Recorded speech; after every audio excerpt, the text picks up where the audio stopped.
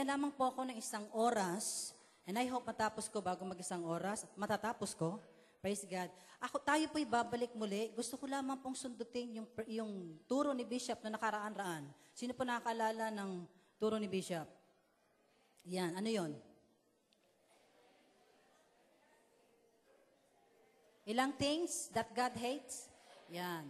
So, pinag-aralan po nakaraan yung 7 bagay na kinamumuhian ng ating Diyos na buhay. Susundot lang ako ng konti. Back to basic po tayo.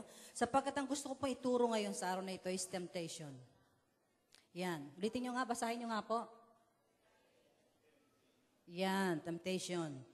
Ang sabi po doon, baybayin po natin yung James chapter 1, verse 12 to 15.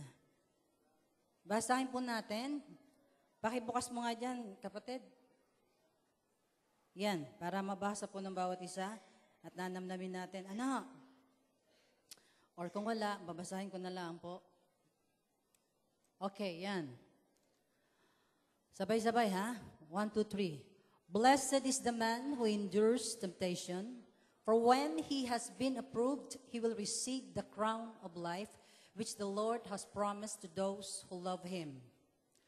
Let no one say when he is tempted, I am tempted by God, for God cannot be tempted by evil, nor does he himself, hindi pa ako tapos, nor does he himself tempt anyone. Kaya wag niyo isipin si Lord na nanunukso sa inyo, ha? Kapag kayo nasa tukso. But each one is tempted. Ito, dandahan natin. But each one is tempted when he is drawn away by his own desires. By his what? Lakse. By his own desires and enticed. Verse 15, then when desire has conceived, pag naisilang na yung desire, it gives birth to sin. Isisilang ang kasalanan. And sin, when it is full grown, brings forth death. Kapag ito ay nahinog na, yung mga namumuhay sa kasalanan, pag nahinog na yan, it brings forth death. Kamatayan ang hahantungan. Either spiritual or sa paghuhukom ng ating pong Panginoon. Alam niyo ba mga kapatid, gusto ko lamang po kayong i-review patungkol po sa bagay na ito. Kasi whether we like it or not, anywhere, everywhere, anywhere, meron pong temptation. Ano po ba ang temptation sa Tagalog? Lakse. Tukso. Kaya hindi po totoo yung yung kantang tukso, layuan mo ako. Kaya po yan tukso, lumalapit. Hindi ho lalayo ang tukso. Kailangan ang lalayo yung tinutukso. Amen ba? And always remember, ang temptation, hindi pa kasalanan. Hindi po kasalanan ang tukso. But if we yield into it, kapag tayo po ay nag-yield na po rito, it becomes sin. Yung temptation po ng first man and woman, kaya nagkaroon po ng fall of man, ito pa rin po yung tactics at technique ni Satanas. Yung sa Genesis chapter 3 verse 6, ang sabi niya, so when the woman saw that the tree was good for food, yan, so when the woman saw that the tree was good for food, mas malaganda yata magbasa rin eh. Mas malalaki. So when the woman saw that the tree was good for food, that it was pleasant to the eyes, and the tree desirable to make one wise, she took it of its fruit and ate. She also gave to her husband with her and ate. So makita po natin na kinapapalooban ng John chapter 3 verse 6 ay pareho din po sa 1 John chapter 2 verse 16. Ang sabi doon, for all that is in the world is the lust of the flesh, the lust of the eyes, and the pride of life. It is not of the Father, but is of the world. So makita po natin yung the same technique. Tuloy mo, kapatid, tuloy mo. Yung technique na yan, kita ninyo ha? Yung Genesis chapter 3 verse 6, yung 1 John chapter 2 verse 16, nung pinakita kay Eva, it is good for food. Yan po'y patungkol sa the lust of the flesh. Yan yung pita ng laman. Okay? Nakita niya na napakaganda sa paningin, napakaganda, pleasing to the eye. And this is the lust of the eyes. At nagkaroon siya ng desire. Is desirable for gaining wisdom, which is the pride of life. Alam niyo po, it's the same tactics. Iyan pa rin po ang ginagamit ng kaaway magpahanggang ngayon sa ating pong kapanahunan. At ang hindi alam ng maraming mga Kristiyano, po, lahat ng bagay po sa ating pong panahon ay mataas na uri. Tumataas po ang level. Tumataas ang level ng technology. Tumataas ang level ng uri ng kasalanan. Mga kasalanan ngayon, wala pang mga nung panahon yan. Lahat po ay tumataas ang level. At tumataas din ang level ng pagbuhos ng banal na Espiritu Santo. Amen ba? Tumataas ang level ng anointing ng Holy Spirit. Tumataas din ang level ng demand ni Lord sa atin. Mamuhay ng may kabanalan. Kasi ang church po ngayon, wala na po sa infanthood, wala na rin sa babyhood.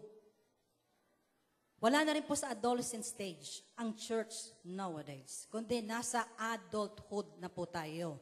Pag sinabing adulthood, iba po yung demand natin sa anak nating bata kaysa sa anak nating mga adult na. Amen ba? So it's just the same. Ito ilagay nyo sa puso ninyo. Ang demand ng Lord sa holiness ay tumaas din ang level. Kaya ito bibigyan natin po ng punto. It's the same, hindi po nababago. Yung hinihingi ng Lord, hindi nababago ang Panginoon. He is the same yesterday, today, and forever. Okay?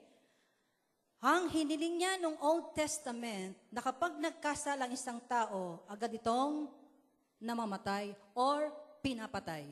Automatically, pag nagkasala ang tao noong panahon, when it comes to immorality. So yung hinihiling, yung requirements o yung qualification ni Lord, nagdidemand siya, it's just the same, hindi po yan nababago. Nagkaroon lamang po tayo ng biyaya sa ating pong panahon, pero hindi po dapat inaabuso ang biyaya ng Diyos. Dahil meron pong consequence tayong mararanasan, whether we like it or not. Ang sabi pa nga ni Ephesians chapter 1 verse 4, according as He had chosen us in Him before the foundation of the world, that we should be holy and without blame before Him. Hinirang tayo ng Diyos upang maging banal at walang kapintasan. Sabi pang sa Tagalog, ha?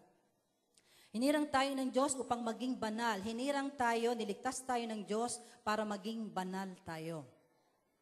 At walang kapintasan sa harapan niya. Hindi mabubuhay sa kasalanan. Predestined without sin. Alam niyo po ba na niligtas tayo ng Panginoon hindi para manatiling nagkakasala? Niligtas tayo ng Panginoon para maging banal. Totaling sumunod sa Kanya, walang kasalanan, maging perfect tayo sapagkat ang sinabi ng Lord, ang sabi ng Panginoon, be ye for perfect, for I am the Lord your God is perfect.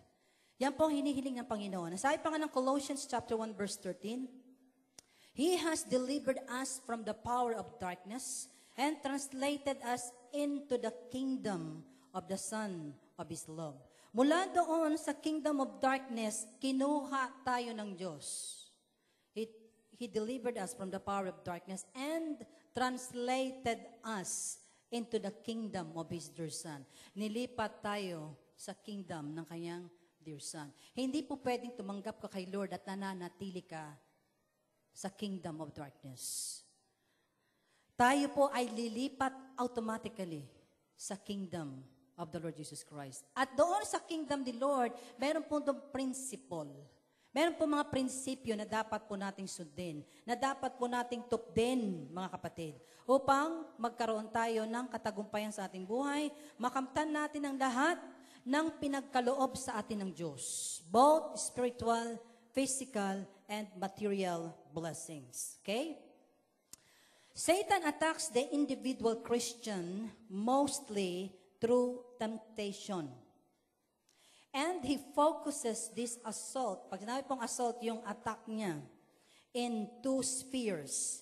Si Satanas po, nag-attack siya sa Christian sa pamamagitan ng tukso. At pinafocus niya ito sa dalawang saklaw or dalawang uri ng attack in two spheres. Ang unang-una po, number one is the desires of the flesh. desires of the flesh. Ang iisipin niyo po lagi, bagamat tayo po'y Christians na, through Christ's work sa pamamagitan ng ginawa ng Panginoon Kristo sa krus ng Kalbaryo, sa krus ng Kalbaryo, ay na-delivered na po tayo from sin and from the power of sin itself. Di ba? Nakalaya na tayo doon. Amen ba? Amen ba? Pero lagi niyong i-Stephen, we still live in a physical body that is subject to natural appetites and desires to sin. Na sinabi ng Romans chapter 6, verses 6 to 14. Lagi niyong isipin, bagamat tayo po'y Kristiyano na, whether you like it or not, bagamat tayo po ay nakawala na sa sumpa ng kasalanan at wala na rin tayo sa kapangyarihan ng kasalanan, ang lagi niyong isipin mga kapatid, nandito pa rin tayo saan? Sa physical body. At yung physical body na yan po yung ginagamit ng kaaway para tayo maigupo at hindi natin makamtan ang tunay na buhay na pinagkaloob sa atin ng ating pong Panginoon. Ang sabi pa nga ng Galatians chapter 5 verse 19 to 21, yan po ang mga gawa ng laman. Mas gusto ko pong basahin sa Tagalog. Babasahin po natin. Ang sabi po doon, hindi maikakaila ang mga gawa ng laman.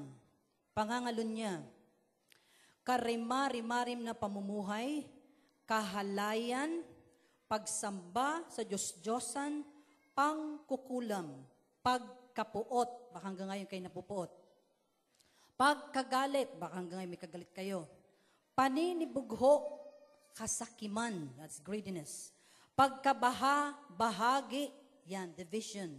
Yan sa church, pag nagkakaroon po ng division, yan po ay gawa ng laman, which is gawa po ng kaaway. Pagkakampi-kampi, pagkainggit, paglalasing, walang taros na pagsasaya, at iba pang tulad nito, binabalaan ko kayo tulad ng una, makinig kayo, hindi tatanggapin sa kaharian ng Diyos ang gumagawa ng gayong mga bagay. Napakalinaw po. Huwag niyo sabihin na kayo pinamumuhay sa kasalanan at inabutan kayo ng kamatayan sa langit ang punta ninyo. Hindi ho totoo yun. Ang hinihiling ng Panginoon ay ang tunay na kabanalan. Pagsunod sa kalooban ng Lord. Iba po yung naputikan sa lumulublob sa putik. Nagets ninyo? Kaya wag niyo sabihin na kayo ay nandyan sa kasalanan, nandyan kayo sa nightclub at biglang nag-rapture, inabutan ka. Akala mo langit punta mo? Hindi. Nanakot ano? Totoo po sinasabi, nasa Biblia, hindi, ano sinabi doon?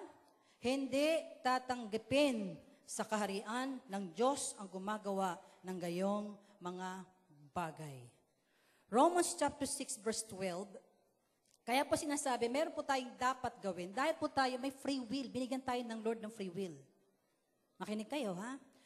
Pag sinabi pong free will, alam niyo po ba na ang Lord ay laging after siya, wala siyang pakialam kung ano meron ka. Hindi siya interesado kung gaano ka kahusay, kung gaano ka katalino, kung gaano ka kayaman, at kung ano yung kaya mong gawin. Hindi interesado si Lord. Hindi rin interesado si Lord kung ano ang kaya mong ibigay sa church.